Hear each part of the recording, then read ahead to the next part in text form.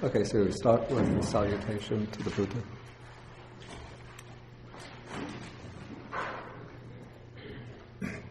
Namo tassa bhagavato arahato samma sambuddhassa.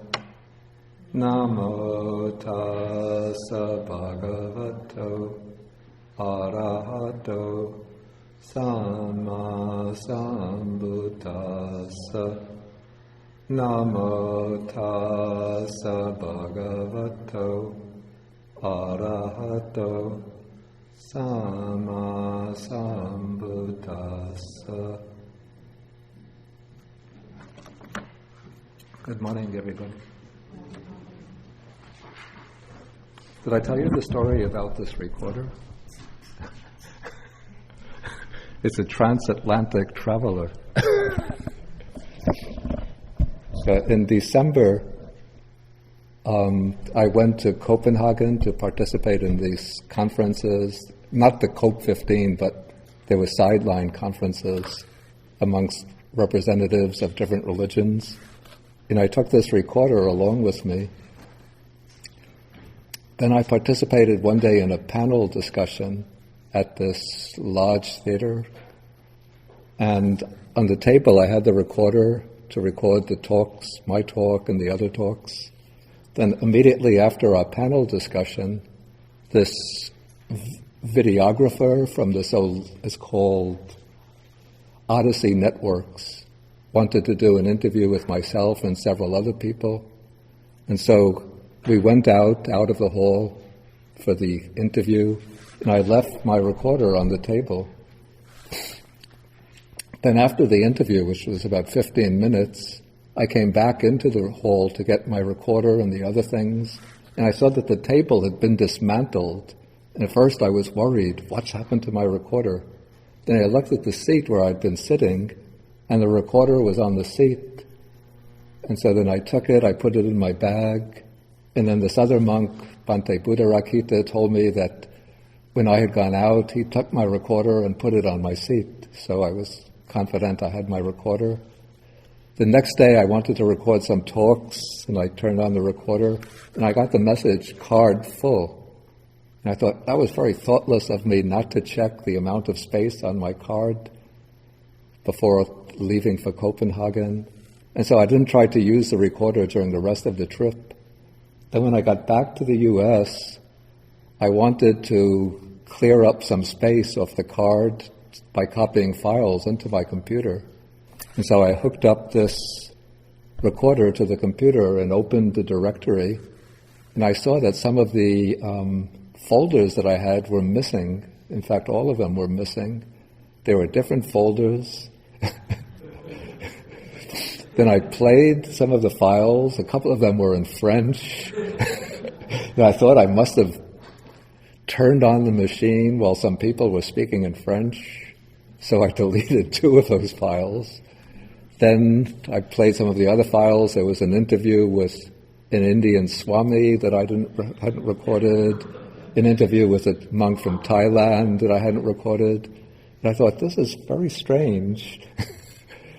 Then I had a brainstorm. Probably an ordinary person would have thought of this more quickly. But before we went to the airport, we had bought some batteries, new batteries for the recorder.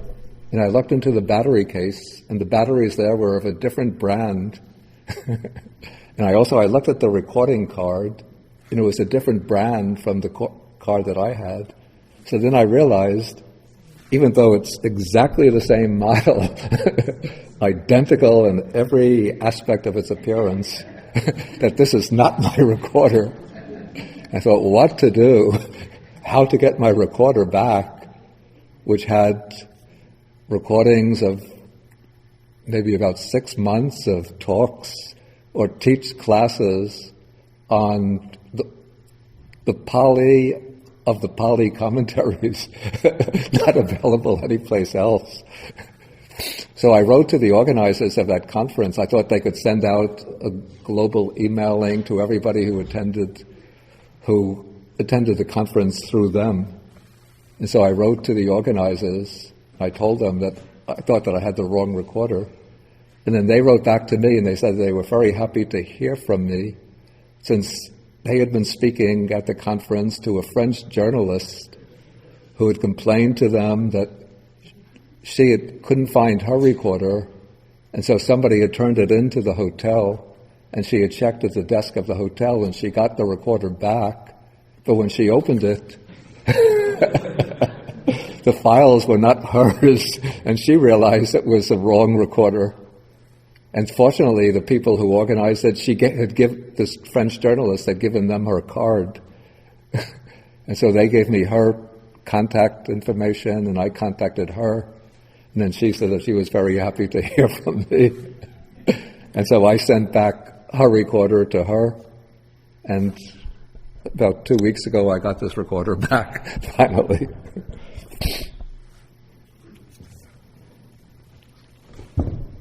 So it's had a long adventure, getting lost in Copenhagen, traveling from Copenhagen to Paris, from Paris to some little town in Normandy.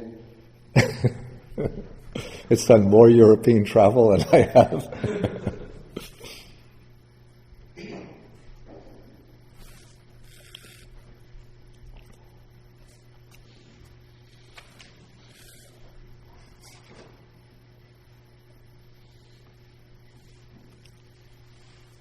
And over this long interval, I almost forgot how to use the computer. And over such a long interval without having classes, I've almost forgotten how to give talks on suttas.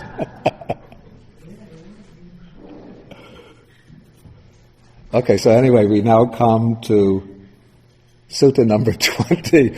This is the usual way I begin, right? Sutta number 20 in the Majjhima Nikāya. This is called the Vitakkasaṇṭhāna Sutta, which it's translated as it's actually not a literal translation, the removal of distracting thoughts.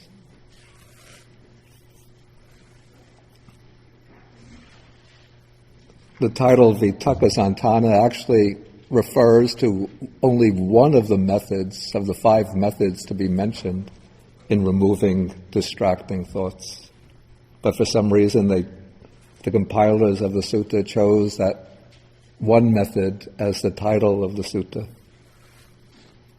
But there's a counterpart to the sutta in the Chinese Majjhima Nikāya, and they give it the title Discourse on the Higher Mind, which seems more appropriate. Okay, so the sutta begins, the Buddha calls the attention of the monks, and then he says that when a monk is pursuing the higher mind, from time to time, he should give attention to 5, what's translated here as 5 signs. Okay, we have 2 key expressions here.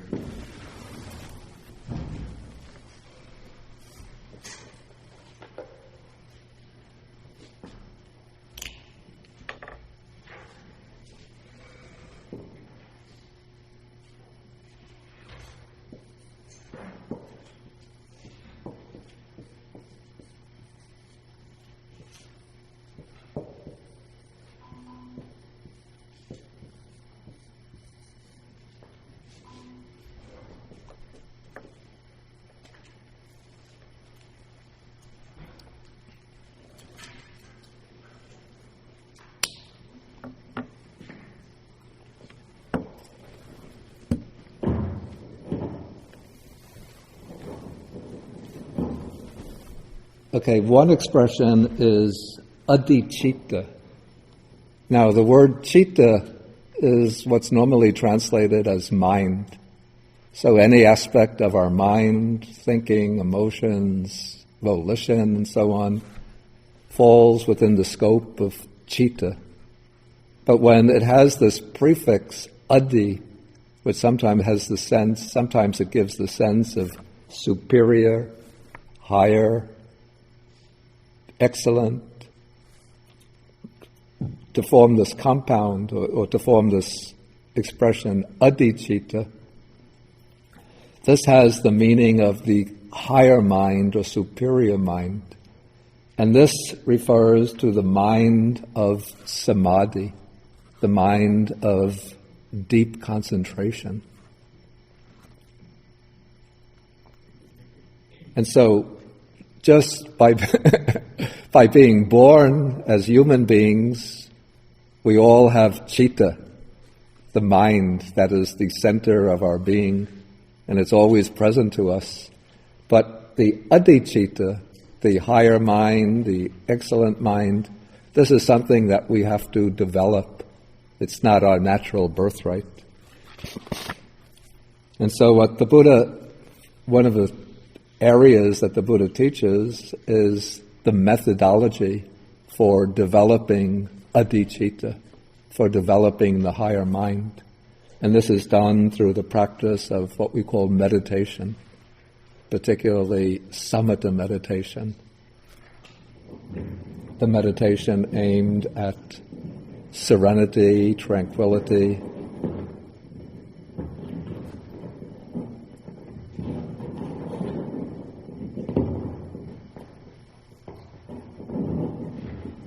Okay, the other word here, it's the word translated as signs. The Pali word is nimitta. I'm not sure that signs is such a good translation, because a sign, we usually think of it as, when you come to Zhuangyan Monastery, the sign says entrance, or you see a road sign one way, parking lot, to parking lot. But this is not a sign in that sense. So maybe we could just say, put it more simply, he should give attention to 5 things, 5 matters. But in fact, sometimes I even suspect that the text has gotten garbled and the word nimitta has got put in here, even though it doesn't belong here. It seems to me that it should have been, he should give attention to 5 Dhamma, to 5 things, 5 principles, 5 guidelines.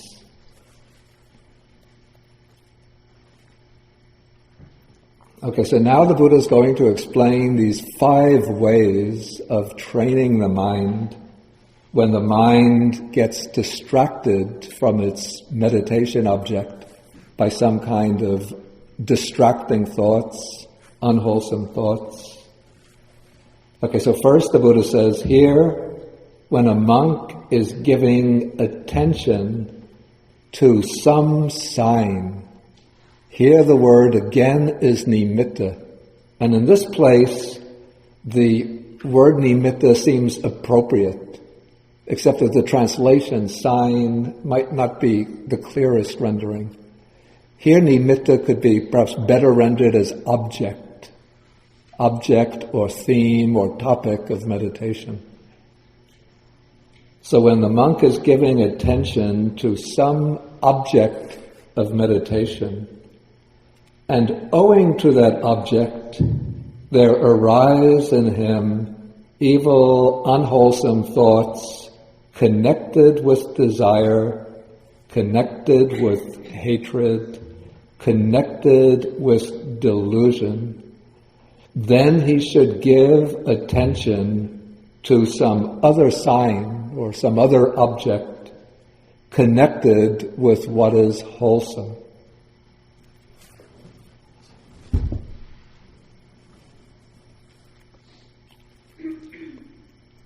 Okay, now, the meditation subjects that are taught in Buddhism, if they're attended to properly, they don't give rise to what is called evil, unwholesome thoughts or bad, unwholesome thoughts. So it doesn't actually come it isn't actually because of the object that these thoughts arise, but it's just because the mind is not able to focus properly, consistently, attentively on this object. Somehow the object doesn't engage the attention, and so the mind tends to stray away from that object, and then it becomes overrun by what are called, I don't really like the word evil here, that's too strong. It's bad or corrupting, unwholesome thoughts. And then these unwholesome thoughts are said to be connected with any of the three bad roots, unwholesome roots. Here what's called desire is the same as raga, lust, or tanha, craving, or greed. Then thoughts connected with hatred, aversion, ill will, anger, and with delusion, confusion, perplexity, dullness, restlessness, doubt. So we could say that the thoughts connected with the three unwholesome roots pretty much correspond to the five hindrances. We have the five hindrances. The first is sensual desire or craving. The second is ill will. So the first hindrance corresponds to thoughts connected with desire. The second, ill will, corresponds to thoughts connected with hatred. And then thoughts connected with delusion will cover the other three hindrances. The mind, which is overrun by dullness and drowsiness. The mind, which is overrun by restlessness or agitation. And the mind, which is bogged down or tied down by doubt and perplexity. Okay, so then the Buddha is recommending, it seems, as the first remedy, he says, then he should give attention to some other sign or to some other object connected with what is wholesome. Okay, then he says, when he, that's the meditator, gives attention to some other object connected with what is wholesome, then any bad, unwholesome thoughts connected with desire, with hatred, and with delusion are abandoned in him and subside. Then with the abandoning of these thoughts, his mind becomes steady internally, it quiets down, it becomes unified, brought to singleness, and concentrated. The verb here is samadhiyati, which is related to the noun samadhi. So the mind is able to enter into samadhi. Then the Buddha uses a simile to illustrate this. It's just like a skilled carpenter who, if there's a rotten peg or a rough peg, say within a couch or some appliance made of wood, and so the carpenter wants to get rid of that rotting peg and replace it, he'll take a fine peg and then knock it with the hammer, and he uses this fine peg to knock out the coarse peg, which might be decaying, and then he can replace it with a new peg. And so he uses the fine peg to extract the coarse peg. And so in the same way, the monk uses this other meditation object connected with what is wholesome to knock out those unwholesome thoughts connected with greed or with desire, with hatred, with delusion. And when he does this, then the mind can settle down and be concentrated. Now, even though the sutta, the way we have it here, is recommending, it seems to be recommending this method as the first method to use to overcome these unwholesome thoughts. But in my opinion, if one is, excuse me,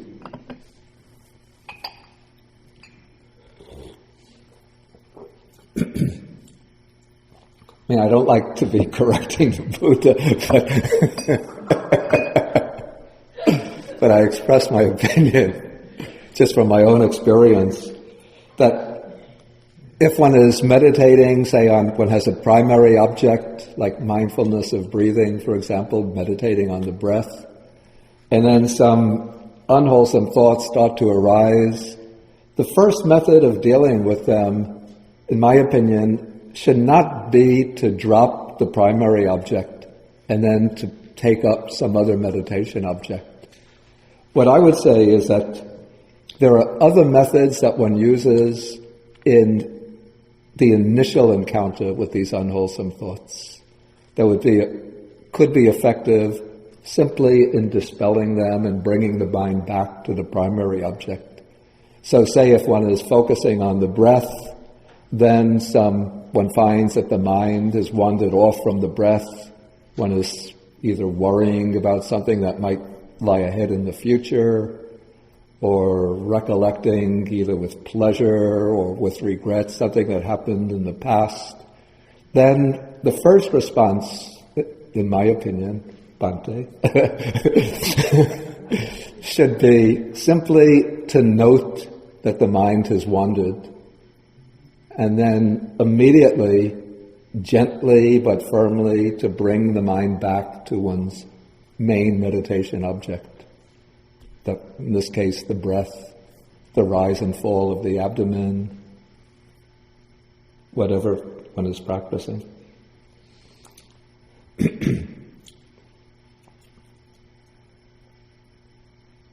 If that doesn't work, then what I would say in the second instance is to try not to pay attention to those thoughts, those distracting thoughts, and again bring the mind back to the primary object without giving too much attention to those distracting thoughts.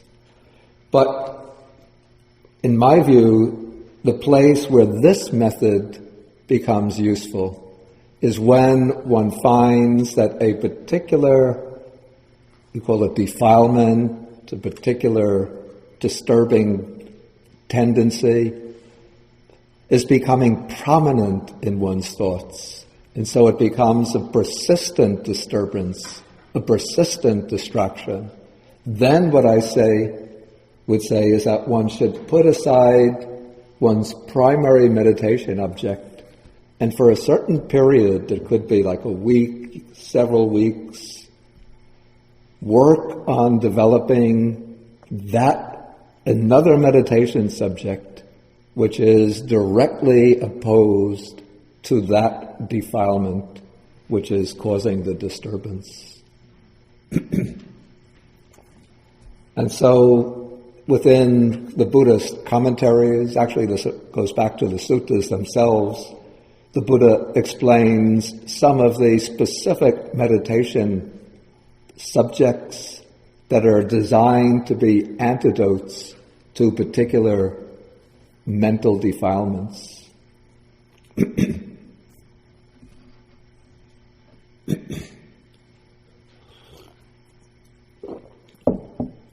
And so usually we deal with these mental defilements by way of the 5 hindrances.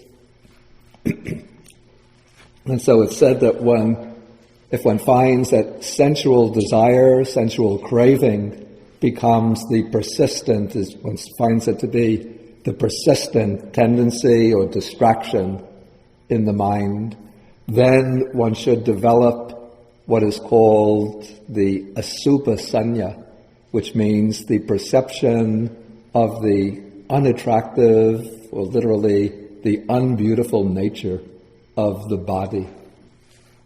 And here we have to remember the Buddha is teaching primarily monks and nuns, and so part of the monastic life is the observance of celibacy, and many of these monks and nuns will be young people, maybe in their late teens, early 20s, so sensual desire can still be fairly strong. And so as the antidote to this, he teaches this meditation on the unattractive nature of the body, because sensual desire arises. If we really sort of probe into it and analyze it, what sustains it is the perception of the body as being beautiful and attractive. And so to sort of counteract that innate perception or that instinctual perception or that deeply ingrained perception, what one does is to deliberately cultivate the perception of the body in its true nature, beneath the appearances. And so one does this not with the body of an attractive member of the opposite sex, but one takes one's own body as the basis for investigation. And one looks into the body by way of, the suttas mention 31 parts. The commentaries add another part to make a neat 32 parts. So the 32 parts of the body. Did I go through this already? I did. So some of you might be getting bored with it. But I'll just go through very briefly. One will take the parts like hair of the head, hair of the body, the fingernails, teeth, skin. So those are the outer parts of the body. Then one sort of cuts away or removes the outer parts, and one looks at the muscles, the nerves, bones, bone marrow, then the internal organs, kidneys, heart, liver, diaphragm, spleen, intestines, stomach, brain, and so on, the fluids of the body. And as one goes through this, again and again, one gets the perception of how the body is truly unattractive. And then this helps to counteract sensual desire. Initially, one begins with many objects, like 32 parts, but as one develops the meditation, one can just narrow it down to a few parts that are particularly prominent in one's perception. For example, one can just take skin, flesh, bones, blood. Then go back, blood, bones, flesh, skin.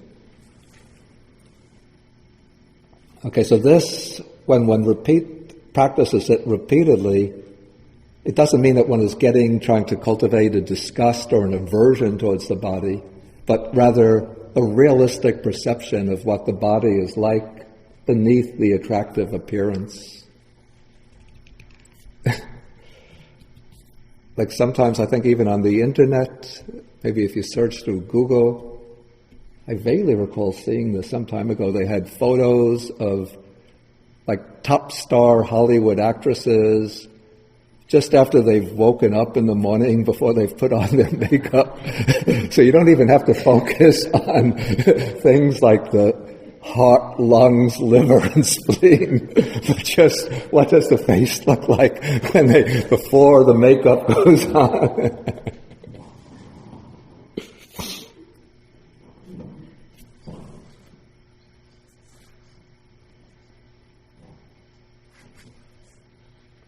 Okay, so the perception of the unbeautiful nature of the body, that's the antidote to thoughts governed by desire or sensual craving. Then the antidote to hatred, ill will, is loving kindness or compassion. Then for delusion, this takes various forms, but this can require, for example, if it's dullness and drowsiness, then the perception of light, the meditation on a bright light. But never stare at the sun to get the image of the light. Better to use either the full moon or just to get an imaginary mental image of the sun or the light of an electric light, just to get a bright light and focus on that bright light to the point that floods the mind with light, and then that dullness and drowsiness disappears. And if there's a lot of restlessness, then the specific antidote is said to be mindfulness of breathing And if one is having trouble focusing on the breath, then what one could do is the exercise of counting the breaths. So count the breaths from 1, for example, in-breath 1, out-breath 1, in-breath 2, out-breath 2, up until 10. Then one could go down from 10 to 1, 1 to 10, 10 to 1. If one loses track of the count, then just go back to 1 and start over. Okay, so these are some of the methods that are recommended for dealing with these distracting thoughts rooted in desire, hate, and delusion. Now we'll come to, maybe anybody have any questions at this point about this method?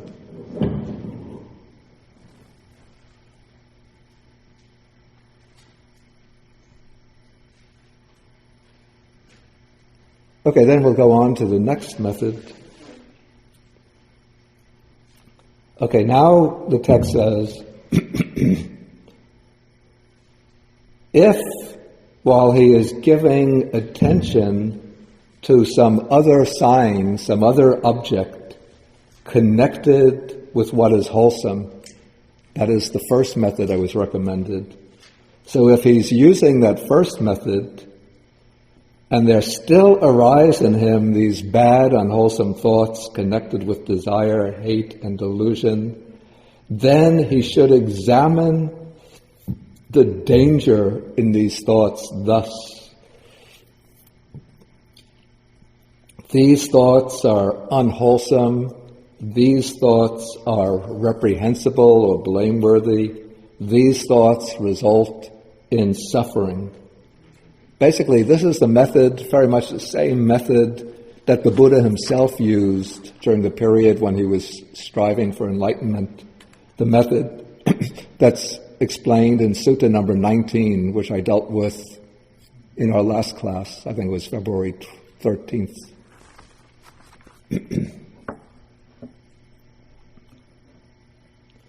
No, it was February. The last class was February. Wow, a month ago. Yeah, February 6th.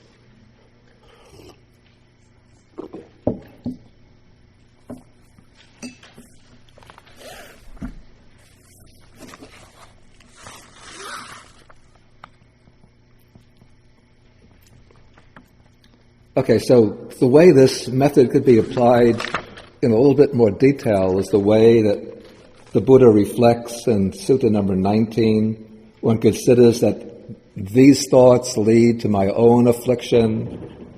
They lead to the affliction of others. They lead to the affliction of both. They obstruct wisdom. They cause difficulties. And they lead away from Nibbana. Okay, so then when he examines the danger in these thoughts, then any bad, unwholesome thoughts connected with desire, hate, and delusion are abandoned and subside, and then again his mind becomes steady internally, quieted, brought to singleness, and concentrated. Then the text uses a rather, say, a startling simile to illustrate this. We have here a young man or a young woman who's fond of ornaments, and then somebody ties the carcass of a snake or a dog or a human being, probably the bodily part of a human being, ties this bodily part around their neck, say, and then they would be horrified, humiliated, and disgusted by this. Sounds like something from one of these horror movies, right?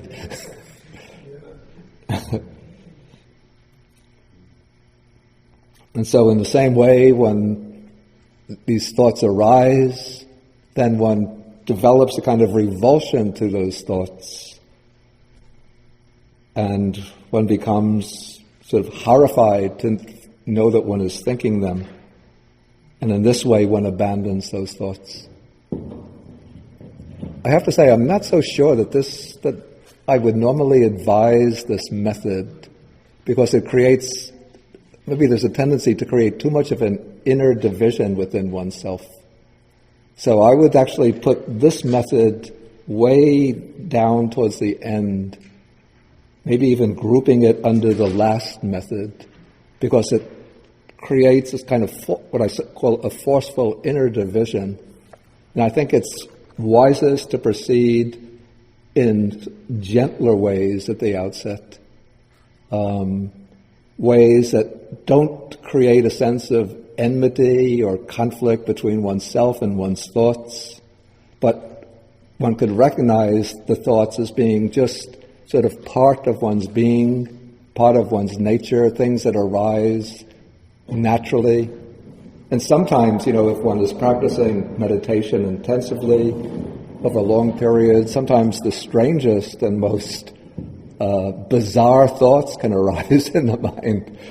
So we all have within us maybe the serial killer, the autocratic tyrant who orders his subordinates to be taken out to the field and shot, the rapist, the seductress.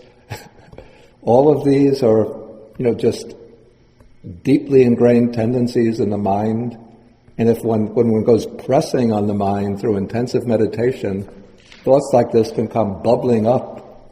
And so if one is always labeling them as being horrifying, humiliating, disgusting, repulsive, then one will get this feeling of enmity towards oneself. So what I recommend as a gentler approach is not to surrender to these thoughts, of course, not to go out into the field and start kidnapping children.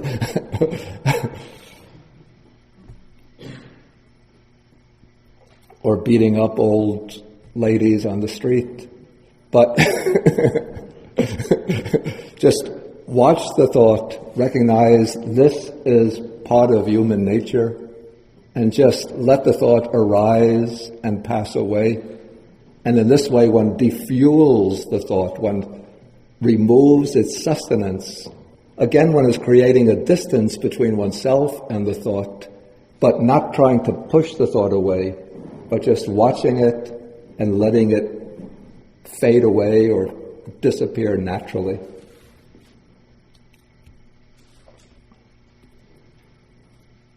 Okay, so now I'll move on to the third method. Actually, the third method seems to be closer to what I've just described. Okay, if while he is examining the danger in those thoughts, there still arise in him evil or bad, unwholesome thoughts connected with desire, with hatred, with delusion, then he should try to forget those thoughts and should not give attention to them. This is what I actually recommend as the first method when, in my scheme. Maybe I'll set myself up as a new Buddha.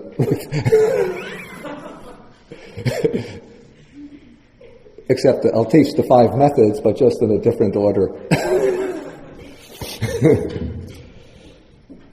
So the first method that I recommend is when the unwholesome thoughts start, is to forget about them and not to give them too much attention, but just to sort of briefly note them and then go back immediately, gently, not forcefully, not with agitation, but to go back softly and gently to one's primary object, be it the breath, rise and fall of the abdomen, bodily sensations, loving kindness meditation, whatever it might be.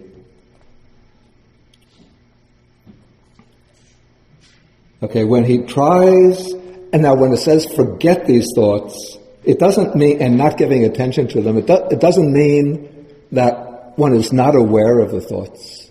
One recognizes the thoughts. In fact, one can identify them, but one doesn't hang on to them. One doesn't flow along with them and let them become triggers for setting off streams of subsequent thinking, for setting off, for initiating a sequence of associated thoughts which follow one after another until one completely loses the primary object. But simply by recognizing the thought, as soon as it arises, one simply lets it go and brings the mind back gently and firmly to the meditation object.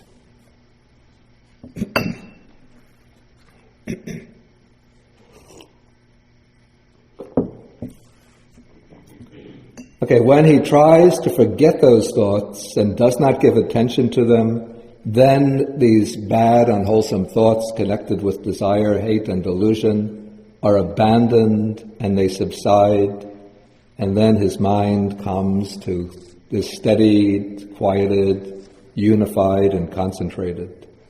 Then comes the simile. Just as a man with good eyes who did not want to see forms that had come within range of his sight would either shut his eyes or look away, so too this monk tries to forget those thoughts and does not give attention to them. Okay, so if something comes within range of your sight, maybe the person wants to avoid is on the other side of the street, and you don't want to catch his attention since he always maybe will stop you and start gossiping and waste a lot of your time.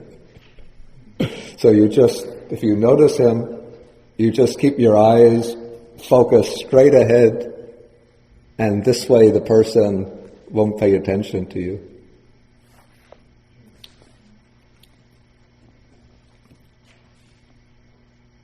Well, this is something like a method I used to practice back in the early 1990s when I was still living in Sri Lanka, but sometimes I would come to visit my parents who were living in Long Island.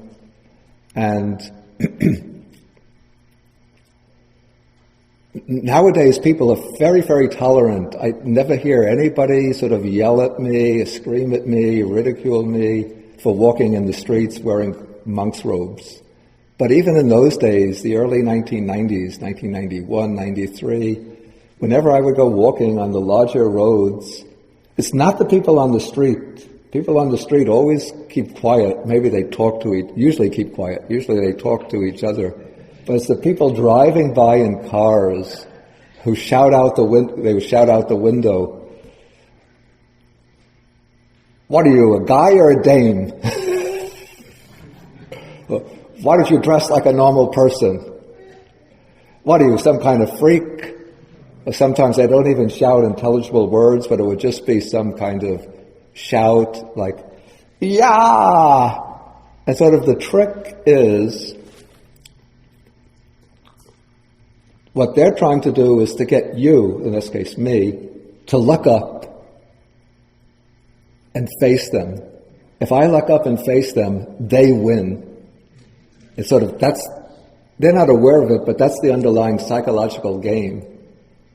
So I found how to defeat them in this game is just, when I go for the walk down that busy street, just keep my attention on the touch sensation of my feet hitting the ground. So be aware of left foot, right foot, left foot, right foot. And then if anybody drives by and shouts, still keep the attention on the feet. Don't look up, and then they lose, because they've shouted some offensive words or some nonsense words, and they didn't attract my attention, so they become foolish. Maybe I'm not being compassionate by making them seem foolish, but it's an instructive lesson for them in how to correct themselves. And so I would walk by just going left, right, left, right? If they shout, I just continue to focus. And then their words it's like dust thrown against the wind. The Buddha uses this in the Dhammapada. It blows back and it hits the person who throws it. But one time I was doing this, walking left, right. The car drove up beside me, started to slow down. I was thinking, uh-oh, but just keep the attention on the feet. Left, right. Car drove up a little bit ahead and stopped. I thought, uh-oh, it's going to be a fight.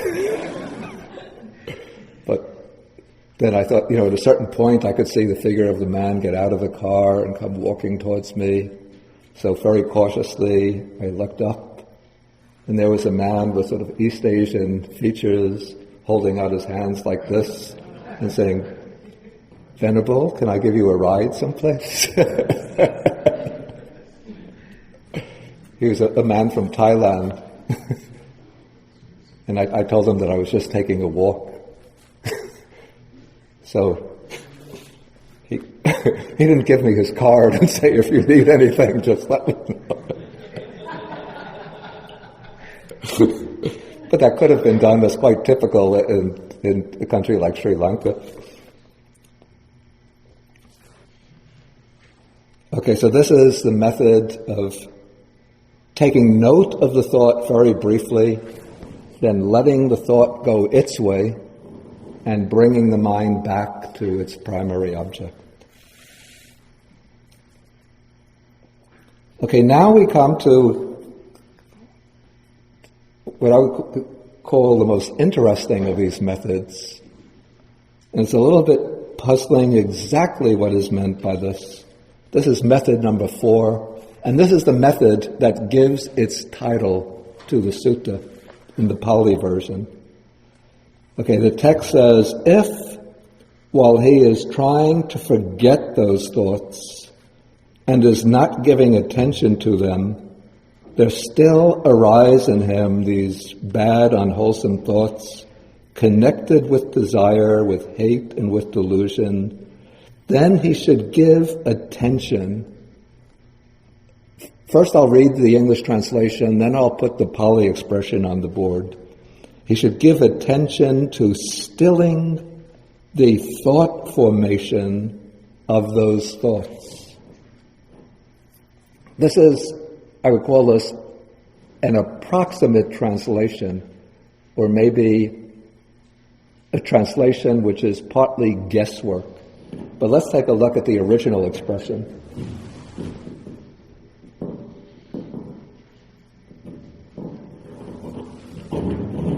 Sort of tied down to my own meditation object here.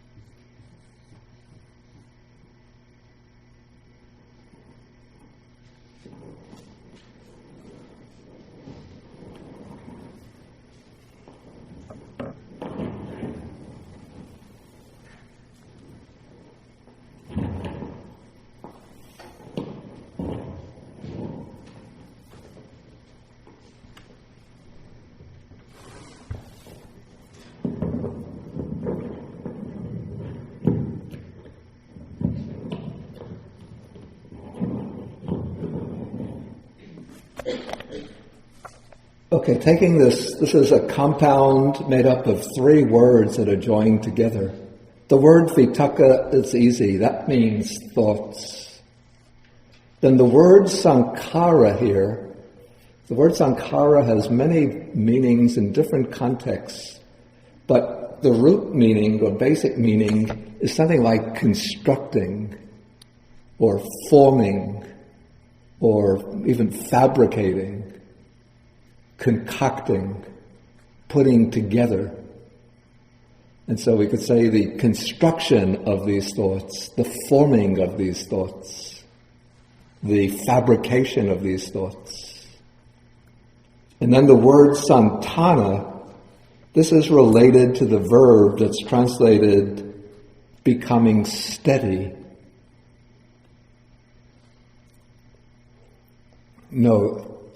Becoming steady, or we could say stilling, causing to stand still, causing to stop.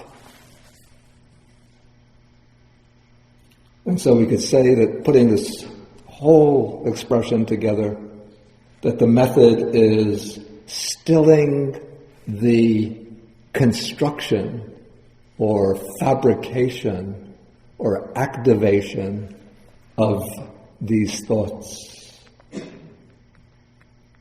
And then to find out what is meant here, we'll just continue on till we come to the simile and see if we could apply the simile to the actual situation of training one's mind.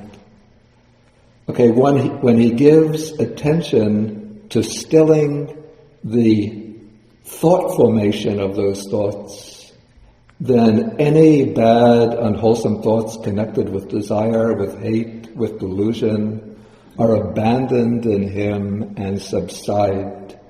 And then his mind becomes steadied internally, quieted, brought to singleness and concentrated. Okay, now the simile. Okay, we have a man who's walking fast. And somehow implicit is the idea that this man who's walking fast, he's not trying to meet a deadline to get to the office on time, but he's actually trying to find a very peaceful and quiet situation. But he's walking fast. Then he asks himself, why am I walking fast? Let me walk slowly. Then he starts walking slowly. Then he asks himself, why am I walking slowly? Let me stand still. So then he stands still. Then he says, why am I standing still? Let me sit down. He sits down. Why am I sitting down? Let me lie down. Wow, it sounds like a perfect description of me. A lazy person. Then I ask myself, why am I just lying down? Let me fall asleep. Then when the alarm goes off, why should I wake up? Let's sleep 2 more hours.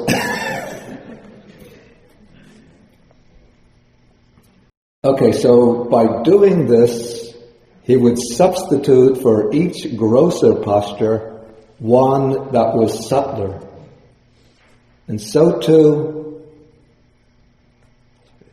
we don't get a detailed application of the simile, just a broad statement.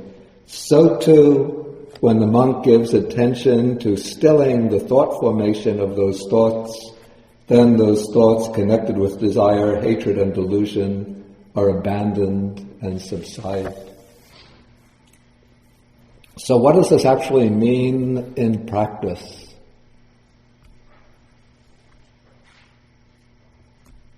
Maybe anybody like to try to give some ideas? I don't have a fixed, I have my own interpretation, but I can't say that my meaning is the definitive and absolutely correct one.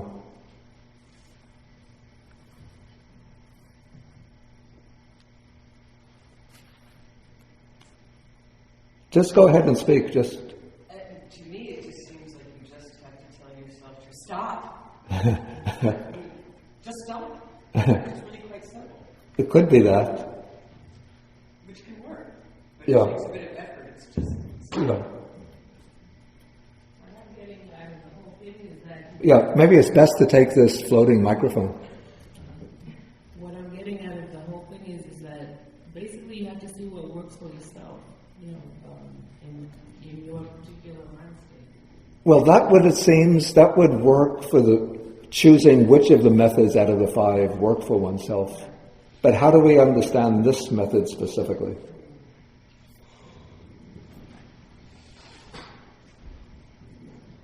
For me, it suggests bringing an attitude of investigation or questioning to why am I thinking like this, and which can bring a release. Yeah. In fact, that's one of the explanations given in the commentary. When one finds oneself thinking some distracting thoughts, one asks, "Why am I thinking this?" Then one goes, sort of traces back the chain of thoughts. Why am I thinking that? Why was I thinking that? And as one goes on investigating, then the mind has turned away from that disturbing thought into the series of investigations. And then at a certain point, then one could just drop the investigation and go back to the primary object. So I saw some hand, Barbara?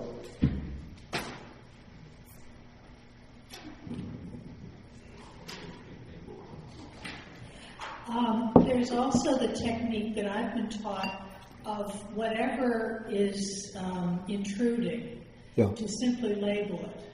Mm-hmm. One of the things is thoughts. You just observe thoughts. And it can also be feelings, it can be sounds, whatever. Just observing thoughts. Okay, that's good. And does somebody else have? I see there's a why, but there's no answer to the why. First of all, I noticed that. Why am I walking fast? It's just what if? And I see there's a factor of substitution. Instead of walking fast, walking slow. But it never answers why am I. It's ignore why. It's actually, the question is somewhat rhetorical. Like the sense is, since it's the person who's looking for a quiet position, he says, what's the point in walking fast? Not what is my reason for walking fast. Like I have a doctor's appointment, I have to meet a friend someplace, I have to get to work on time. It's not like that there's an actual reason. But he's saying in other words, he's saying it's pointless to be walking so fast. To be quiet and peaceful, I should slow down.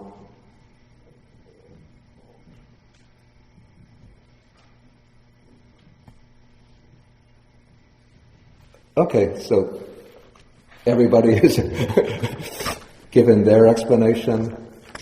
My understanding, as I said, it's not fixed, categorically correct one,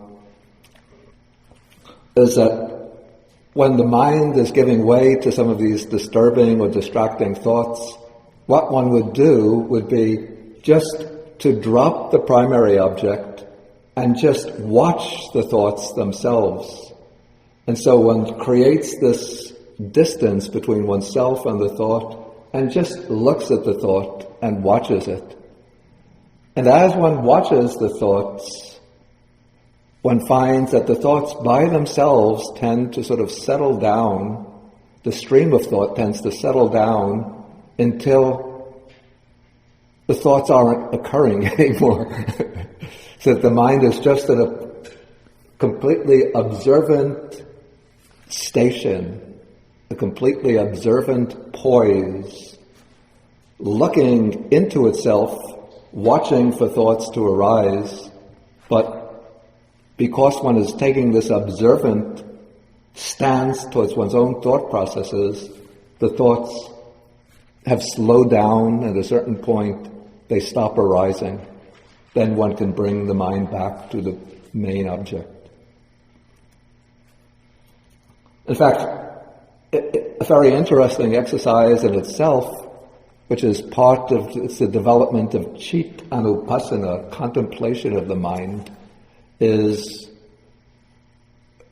one would begin maybe using a focusing meditation object, like the breath, till one reaches a certain degree of concentration. It doesn't have to be a jhanic state, but just till the mind settles down and becomes fairly concentrated.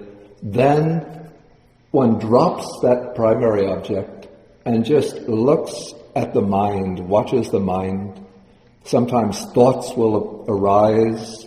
One just watches the thought arise and lets it dissolve. Then there'll be periods where one is just in that watching position, watching, but it seems nothing is occurring in the mind. Then maybe some stream of thoughts will come up, maybe one will even get sort of carried away by the stream of thoughts until one is lost in the labyrinth of thinking. But then one remembers, I'm supposed to watch my mind, and then one goes back to the watching position, and again the thoughts will slow down, settle down, subside, and become still. Then one will be watching the mind for some time, then thoughts will come up again and vanish. But just when one is watching the mind, that is a kind of antidote to getting carried away by the stream of thoughts. But again, you experiment, if you want to apply this method, experiment with different methods and see what works, what you find to be effective as an interpretation of this. If you can just stop the mind with the command, stop, that's good. If you want to investigate what is the source of this thought, why am I thinking this thought, what is conditioning this thought, then you can use that approach. Or if you just want to watch the mind and watch the thoughts till the thoughts settle down, use that approach. Okay, now in my way of ordering the 5 methods, I begin with method number 3, then I would go to method number 4, then I would bring in method number 1, then method number 2, then finally we come to method number 5. And this shows that method number 5, that the Buddha recognized that sometimes it's necessary to be forceful. It's not the first method, but sometimes necessary.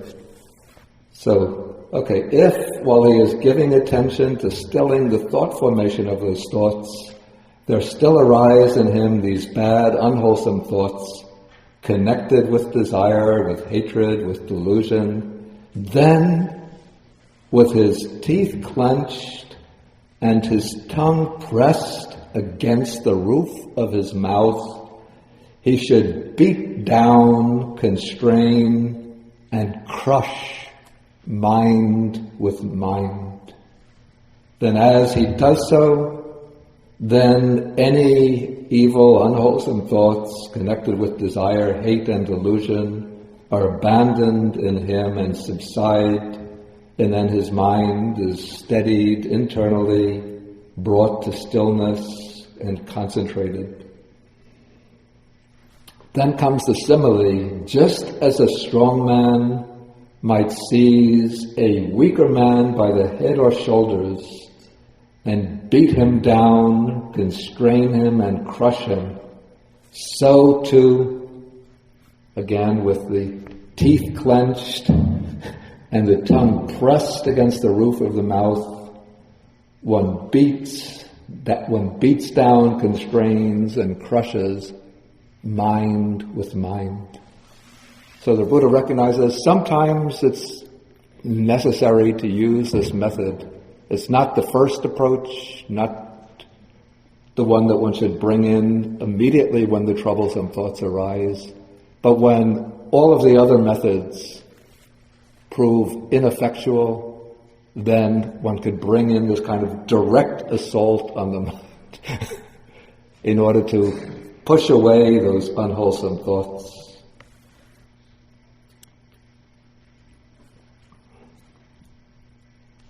Okay, then just to take the concluding paragraph of the sutta. Okay, actually here the Buddha sort of sums up by going through all of the 5 methods again in brief. When the monk is giving attention to some sign, to some object, and owing to that object there arise in him evil, unwholesome thoughts connected with desire, hate, and delusion, then when he gives some other sign connected with what is wholesome, any such evil, unwholesome thoughts are abandoned in him and subside, then his mind is brought to become steadied internally, quieted, brought to singleness and concentrated. Then it's repeated, when he examines the danger in those thoughts, when he tries to forget those thoughts and does not give attention to them, when he gives attention to stilling the thought formation of those thoughts, when he beats down and crushes mind with mind, any such evil, unwholesome thoughts are abandoned, and so on, then this monk is called a master of the courses of thought. He will think whatever thought he wishes to think, and he will not think any thought that he does not wish to think. Okay, now I'm going just to read through the final sentence. He has severed craving, flung off the fetters, and with the complete penetration of conceit, he has made an end of suffering. The last sentence implies that this monk has achieved arhatship. Now, from what is contained within the sutta, there's nothing to suggest that the monk has achieved arhatship. And checking the Chinese version of the sutta, the version preserved in the Chinese Tripitaka, I found that that last sentence is not there. Apparently, that last sentence was added at a later time in the chain of transmission of the sutta probably because the ones who preserve the suttas, everything has to end with the grand climax. It's like, the hero has to beat the villain and become promoted to be the sheriff of the town, or appointed mayor of the city, or win the love of the beautiful girl and ride off into the distance to live happily ever after. And so probably originally, based on what is found in the sutta itself, the sensible ending is with the statement that this monk will be the master of the courses of thought. He'll think whatever he wants to think and won't think what he doesn't want to think. And in a way that shows the achievement of adhicitta, the higher mind. But in order to justify assigning arhatship, there would have to be some statement showing how he develops insight into the three characteristics, and then realizes the Four Noble Truths, and then eliminates the asavas, the taints or corruptions of the mind. Okay, so this takes us to the end of the sutta. If there's any questions, then please feel welcome to.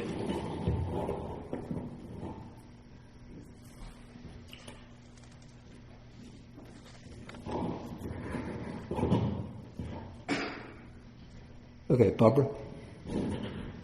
Is this on? Yeah. With the crushing mind with mind technique, how does that work if the thoughts that have come up are about assaultiveness and anger? Can you... Or about what? Assaultiveness and anger, that as a...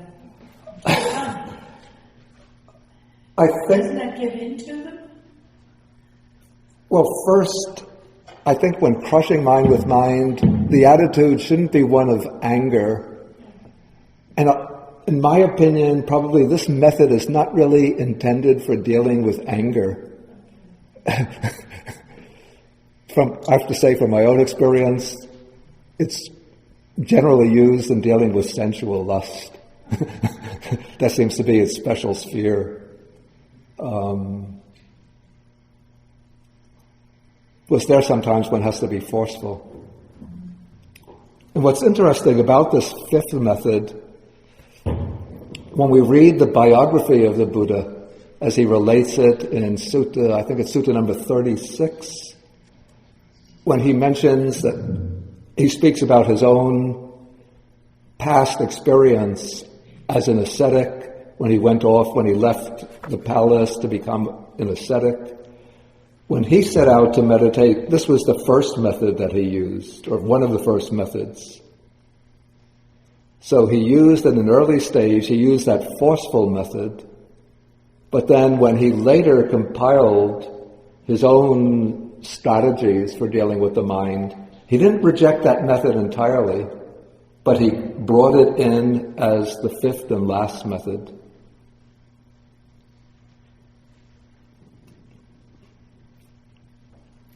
It can be useful for sensual lust. It could also be useful for dullness and drowsiness. Sometimes just by making a really firm determination not to give way to this dull, heavy,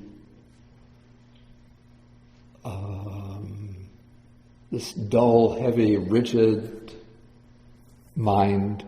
One could just drive it away through determination. But I'd say for anger and for restlessness, it's not so effective. It's also effective for this, what I would call a state of doubt or perplexity. Sometimes the mind makes a lot of trouble just by raising questions, doubts. Is it this way? Should I go about it that way? What if I do this? What if I do that? If one is asking these questions because it's a matter of sensibly choosing the right strategy or right techniques to use, then it's appropriate to ask those questions. But sometimes the mind just becomes a chatterbox, casting up these questions just as a kind of malign, self-defeating way of pulling one off the track of meditation. Then one just has to make that determination, stop. That's like your method. Stop asking those silly questions. Just fix the mind on the object and keep it there. And then that determination can be enough. Maybe it doesn't mean that one goes into perfect samadhi, but it cuts off that stream of senseless questioning and the kind of the chatterbox of questioning thoughts. Did somebody have a question? Do you literally clench your teeth, or just something on mental thought? Is that something you physically do, or something that you do in your mind? Yeah, I don't think it's really so necessary to clench the teeth. It's just showing the sort of forceful attitude of mind. But sometimes if one adopts that forceful attitude of mind, maybe naturally the teeth tend to become a little bit clenched. And what is the other one? The teeth clenched and the tongue pressed against the roof of the mouth. I don't think one has to take that too literally. Okay. Thanks.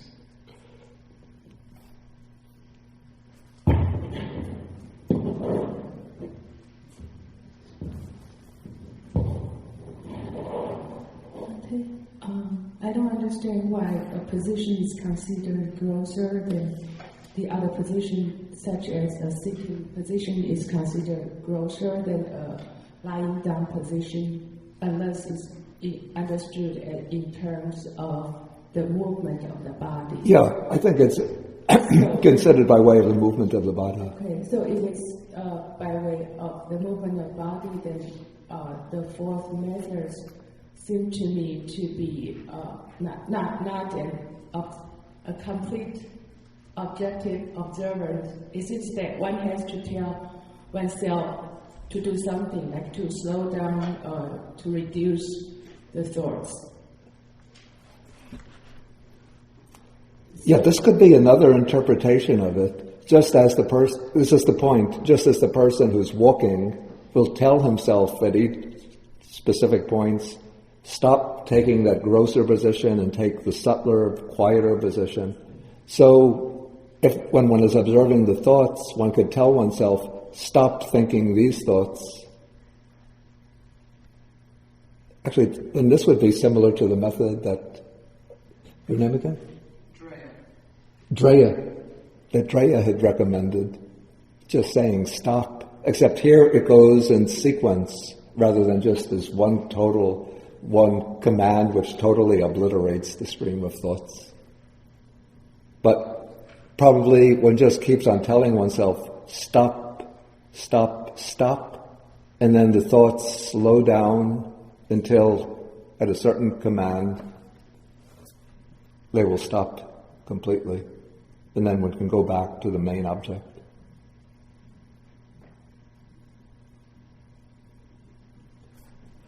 Okay, let me take some of these questions off the internet. Okay, is thought formation the same as the mental formation? I think by this he means the aggregate of mental formations. Or is it referring to verbal formation related to attention of thoughts? I mean, nothing really is said very specifically about how this Vitakkasaṇṭhāna fits into the scheme of the 5 aggregates or any of these other schemes. So I think we should just take it in terms of the actual meaning of the words rather than to try to relate it to other schemes that we meet in the suttas. Just what I would call the activation of thoughts or the constructing or fabrication of thoughts. Okay, then the second question. These methods call upon energy or virya. Can other spiritual faculties like faith be used to develop the higher mind? Actually, I wouldn't say that these methods use exclusively energy or effort, but there's actually a combination of factors here. And I say it's a combination of virya, that's energy, with mindfulness, which brings greater samadhi or concentration. And so actually and also with mindfulness, one needs clear comprehension. And so I would say energy, mindfulness, clear comprehension are all working together here. One needs clear comprehension to recognize the thoughts, to be able to identify them. One uses the sati or mindfulness.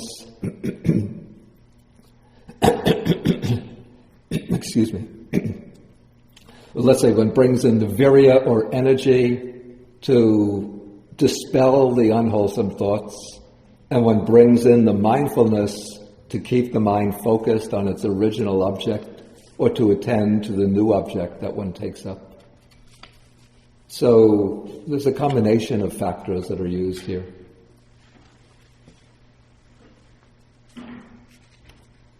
Okay, third question.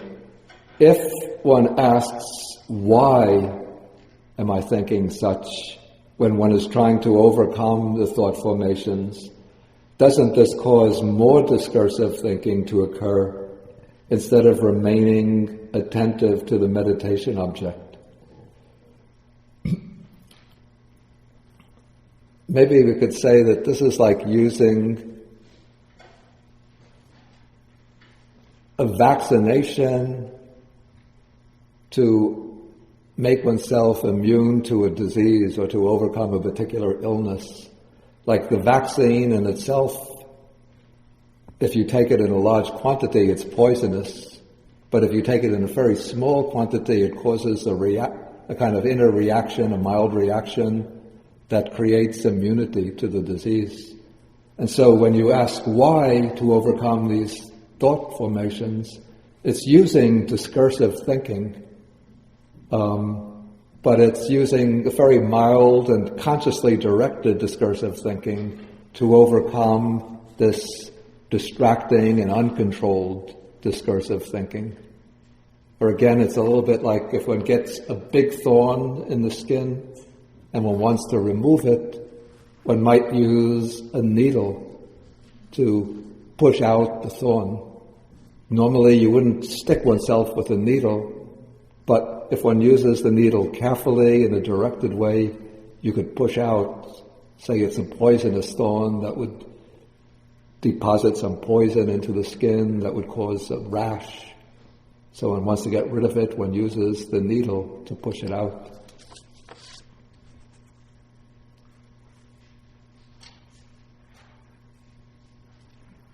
Okay, how do other methods to overcome distracting thoughts, like counting the breaths, chanting a mantra, or switching to metta, loving kindness meditation, fit into the 5 methods given in the sutta. Okay, things like counting the breaths or the metta meditation, they can actually be the beginning meditation subject.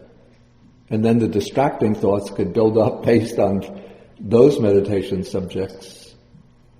But one could also use them as methods for counteracting distracting thoughts. For example, as I explained earlier at the beginning of the class, counting the breaths can be a method of, if the mind is tending to stray, to become overrun by restlessness, then when one assigns oneself this task of counting the breaths, then one constantly has to be aware of the number. And so the mind becomes, you're giving the mind a little toy to play with, a sort of game to play. So it's like challenging oneself. You have to be attentive to the number. And so if the mind strays, then one will recognize it, and one has to go back to 1, it's the penalty, and start over till one gets to 10 down to 1. And then this helps to keep the mind back on the meditation subject. Then the metta meditation can be used to overcome ill will and anger. It's the direct antidote to ill will and anger. Chanting the mantra, in the methods that I've been trained in, we don't actually use the mantra, but if that method works, it can become, again, it's a method of having some object on which to focus the mind so it doesn't get distracted. Okay, maybe at this time we'll take a break and then we'll come back after lunch at 12 o'clock, maybe a few minutes after, for a question and answer discussion period. Then I should mention that it's at 2 o'clock, Heidi. There will be a service, interfaith prayer service today for the victims of the earthquake in Haiti and also the earthquake in Chile last week. So if anybody wishes to stay for this, you're welcome to join in, participate.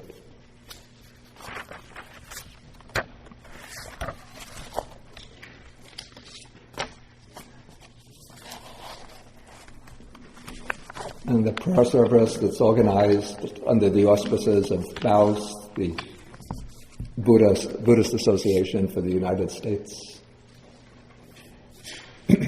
Okay, so we'll end with the sharing of the merits,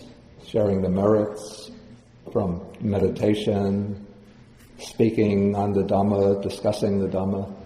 We share the merits with the deities, the dragon spirits, the bhutas or fear spirits, asking them to rejoice in these merits, to protect the Dhamma, to protect the world, to protect ourselves and others.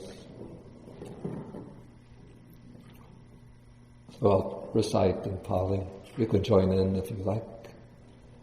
Akasata cha bhumata deva naga mahedika punyantang anumoditva chirang rakantu sasanang.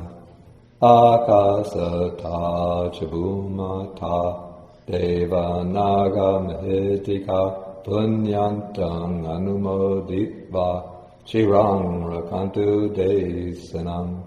Akasata cha bhumata deva naga mahedika punyantang anumoditva chirang rakantu mang parang.